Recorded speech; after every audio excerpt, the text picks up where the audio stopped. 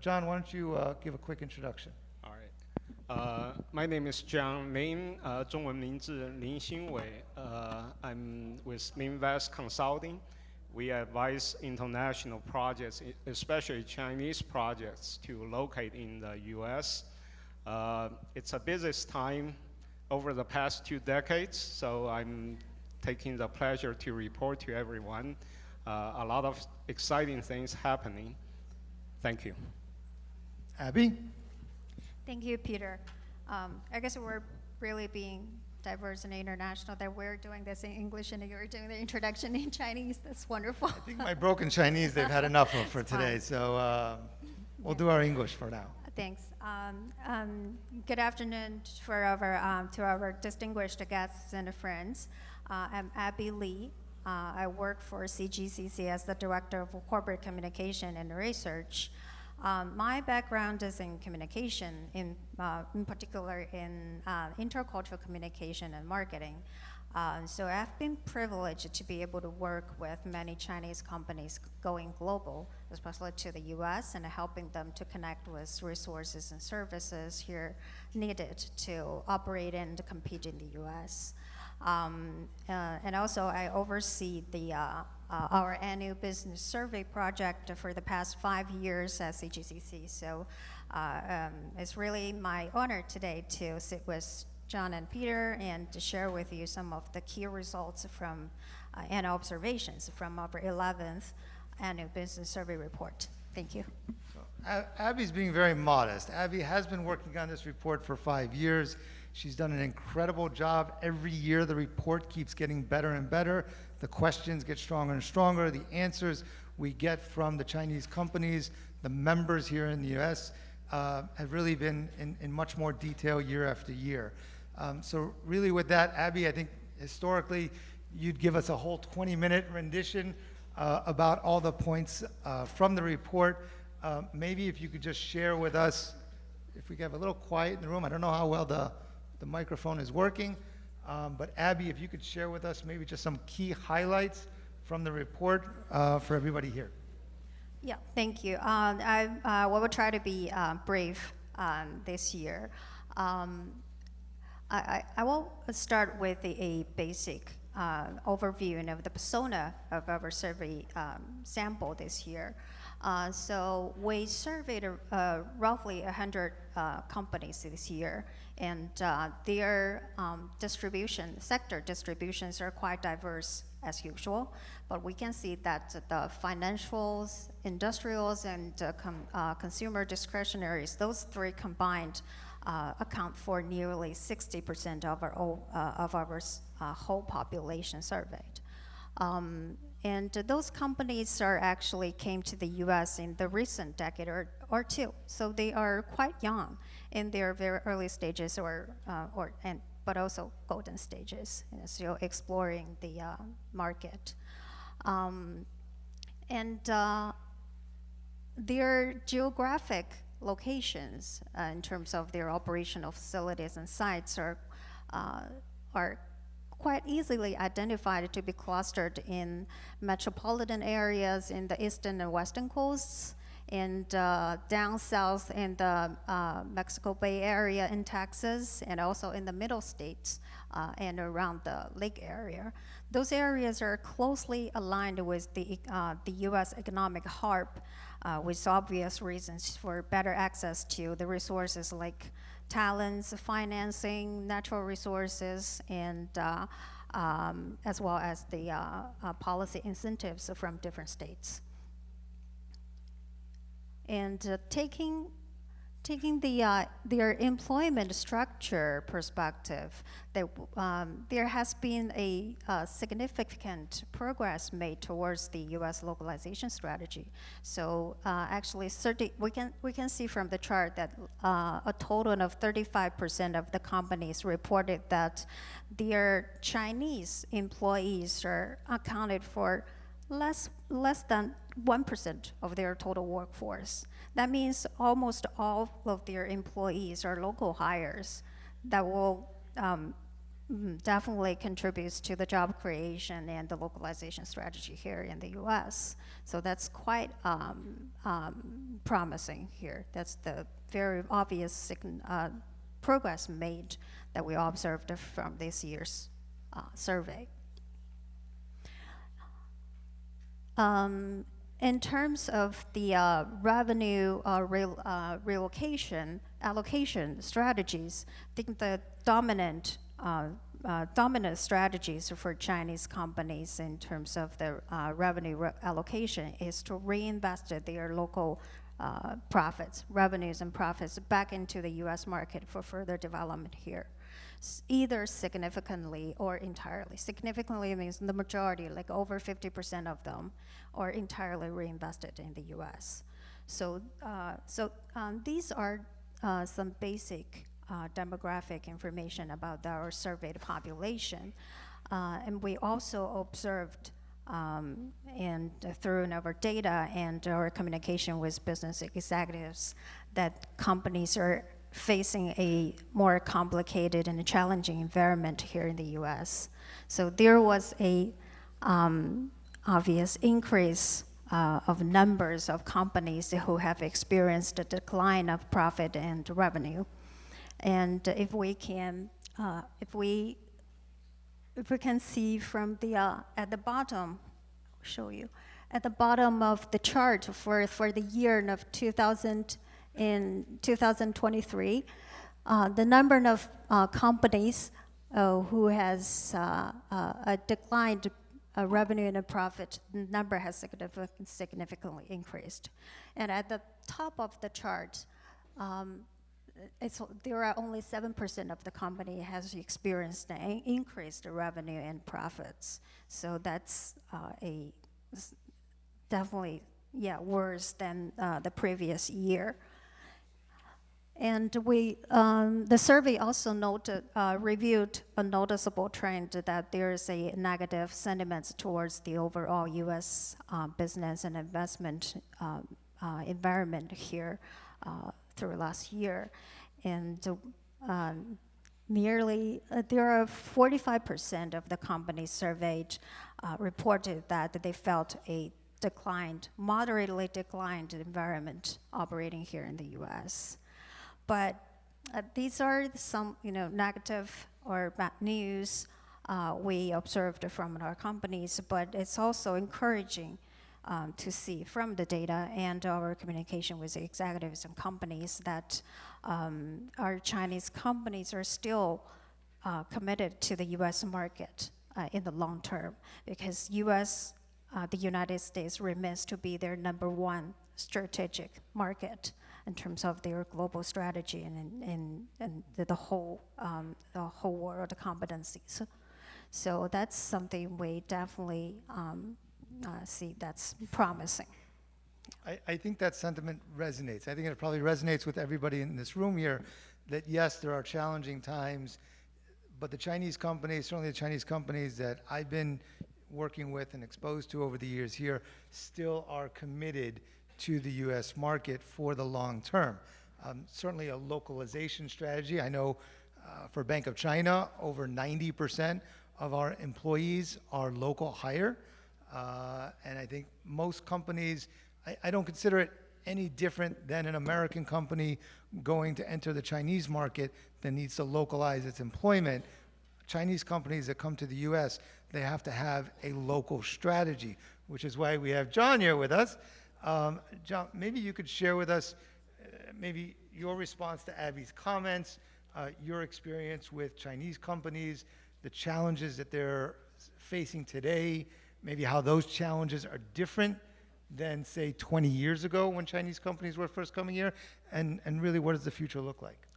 Thank you, Peter. That's a lot. I expect that in 2 minutes. I like how you phrase this, because it's not as if it didn't have challenges, 20 years or 10 years ago.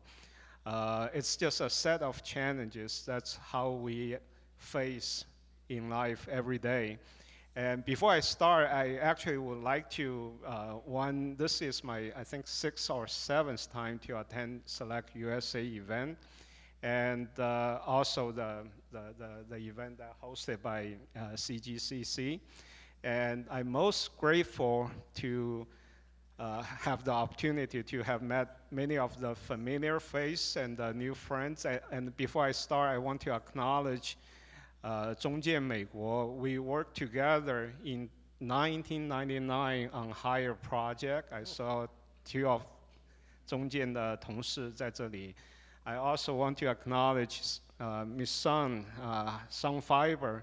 It's one of my projects when I was representing or working for South Carolina Department of Commerce, to which I have served for 15 years. And I also, Ma Zhong, with International Vitamin Corporation, a very large corporation, about 15 minutes from my home in Greenville, South Carolina. And I know I have missed a lot, but this is a great event to network, to bond, to share experience. I would say, yes, there are quite some differences between now and 10, 15 years ago. South Carolina sent me to Shanghai to open the state office. We were the first state office that was 100% dedicated to recruit inbound Chinese investment. My struggle at that time between 2005 to 2012 was that I had almost hardly any activities. As much as I tried, as much as some companies may have taken my message that there are certain advantages of locating in the US, but by the time they need to make a decision, they back out, because it's scary. It's a totally different operating environment, legal environment, labor environment. And while if we stay in China, it's still a great place to operate. We know the people, we speak the same language.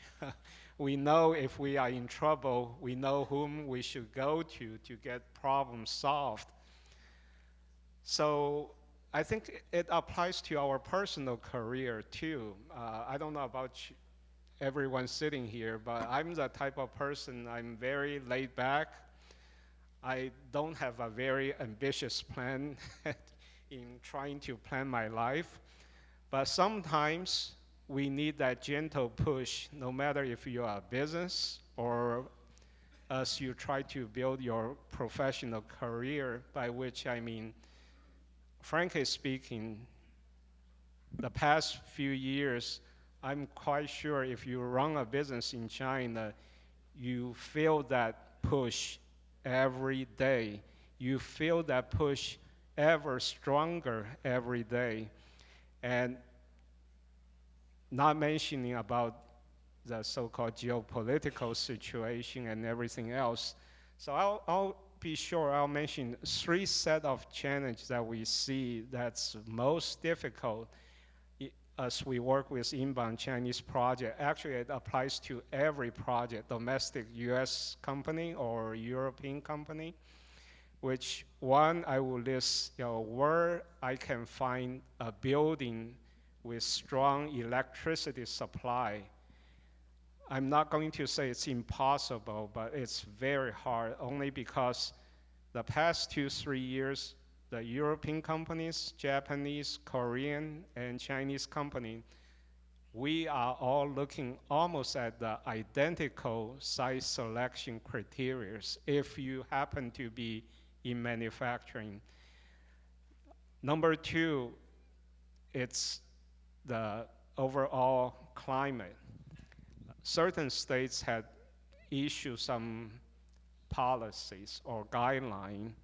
They become very selective as they work with, frankly speaking, with Chinese project.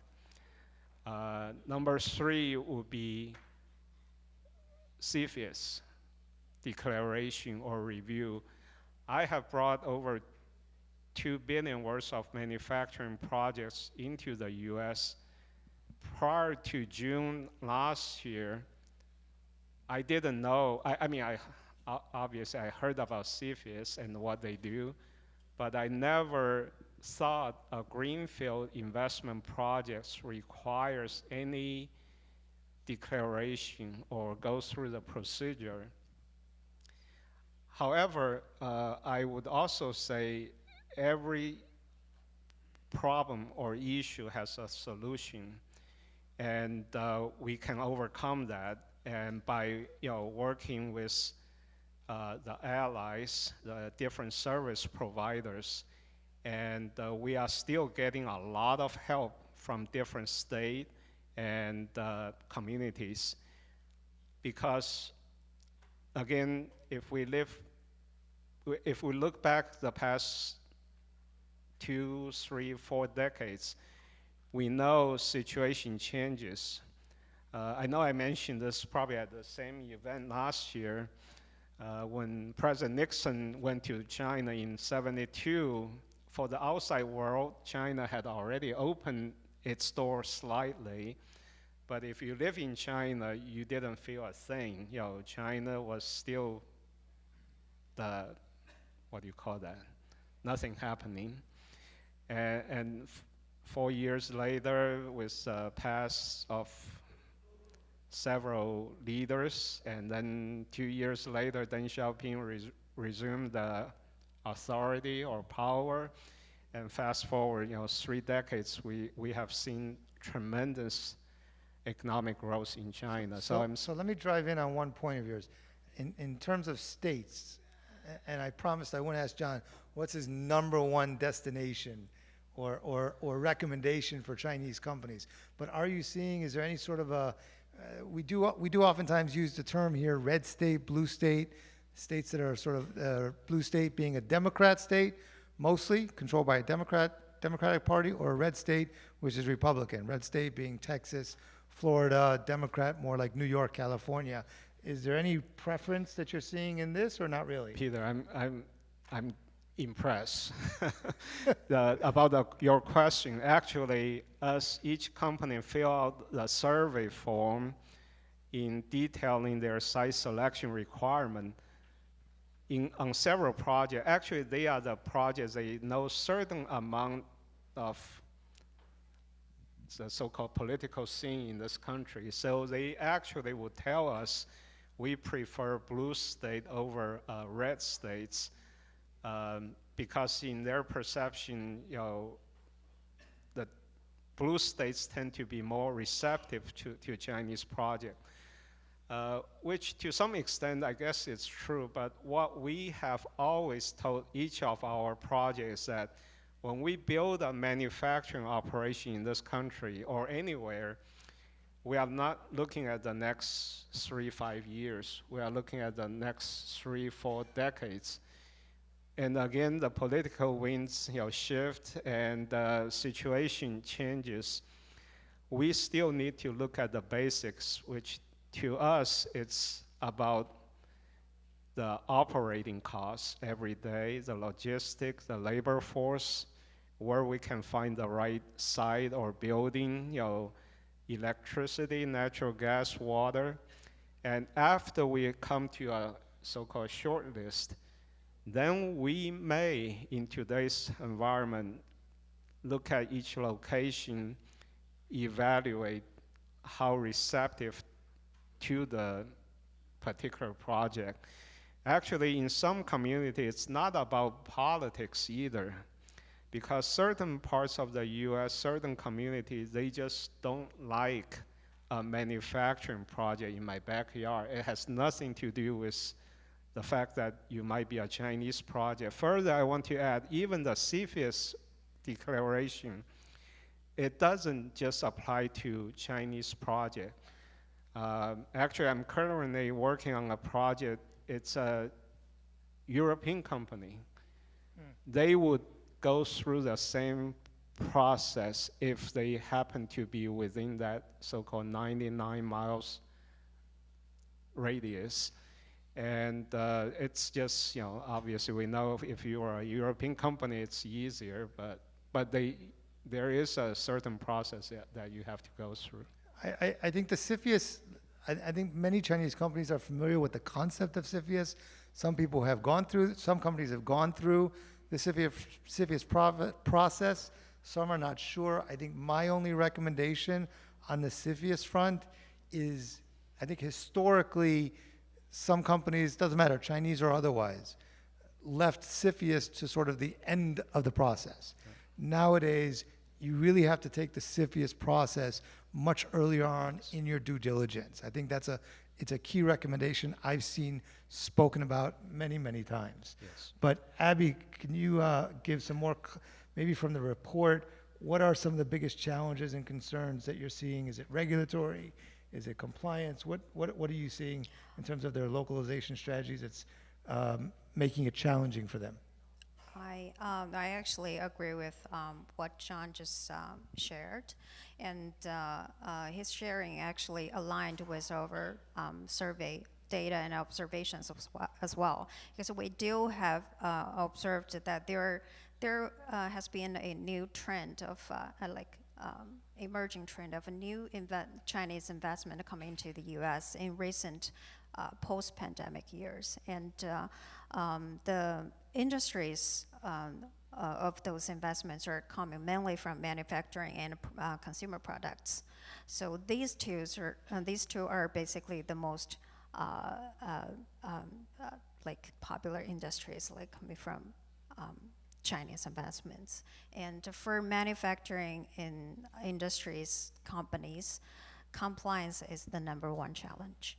And it's compliance. Yeah. As you just said, like CFIUS or other compliance or regulations have to go at the very first steps for their, even before the market entry, they have to do the due diligence and every preparation as comprehensive as possible. So we have been talking about compliance in the past few years, but it's always worth mentioning again. So it's the #1 important thing to do for Chinese companies.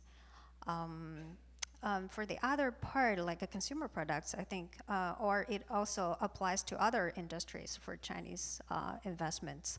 Like we observed, there has been some sort of gap between the strategies from their China headquarters and the real situation and plans that can be adopted here in the U.S. Like basically, those are due to the imbalance of information and understanding.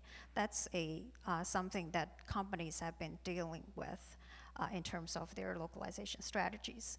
Those can be large things or big things, including like business strategies, market strategies, human resource decisions, or it also could be like small things or daily tasks like meeting, like small tasks, like team coordination meetings, like in different time zones, and also training. Those are things that people have to deal with as well in other industries. And I can actually show some of the major challenges companies have been experiencing from our data and of the survey. But those two, I think, are quite obvious and emerging in terms of the new Chinese investments. So John, we don't have a lot of time left. I got to make this in about 3 minutes, more of a lightning round. What are your top 3 recommendations? There's a lot of people here, came all the way from China, exploring opportunities. What are your top 3 things if you had were in a room, the elevator pitch? What are you saying to them, what they have to do going forward? Thank you. One, even 15, 20 years ago, I told many of my Chinese projects, because again, as individual, we all have our pride. So they sometimes, after we get to know each other much better, they'll tell me when they come to the US, they represent the country of China or the Chinese people. And I always told them, we come here, we run a business, we want to make money, we want to serve our customer better. That's still my recommendation, which is come and run like a real business. That's a purpose you come here. Number 2, I think I have been criticized a lot by my projects as many of you operate in China, we all have seen how fast situation changes, how fast the growth in China has been over the past 3 decades. So everybody is in a rush, and they make a decision so quick. And sometimes that even applies to hundreds of millions of dollar investment. So my recommendation has always been do it slow at the front end, cover all the bases, make sure you do your homework right. If we did that, actually the rest of the things will fall in places, even in this country. Number three, teamwork, and utilize as much help as you can find. Bring your own in-house expertise, combine that with the people, the network you build, be active in the community you operate. Don't just keep your heads low and just mind your own business. You need to be part of the community you operate. Be supportive to many of the local efforts there. Abby, you get one recommendation. I don't have time for 3. You get one. Okay, we actually got several, but we got this suggestions, Maybe 2. recommendations If you could be fast, I'll give you 2. from our members who have already been very successful in the U.S. So number 1 is focus on what I have been doing and be the expert. Focus on what? The first one, or I can only have one, that's the one. Like focus on what you are doing. Like be the expert in your industries and identify and leverage your comparative advantages in your industry. And that's always the most important thing and the best solution to deal with the external challenges. So you have to be very good at what you're doing. Yeah. The second one is, I also echo John, you use the external professional service as much as you can. They know the market, they know the US like talents, technologies or professional service, legal and compliance, use them. And a third one, I have to say, just connect and communicate with your peers and other Chinese companies. Use their best practices and successful experience. That's really important. And you can do that through like social and service network platforms like CGCC, like the Chamber. We're always here to help and to serve, to help you network and connect with each other.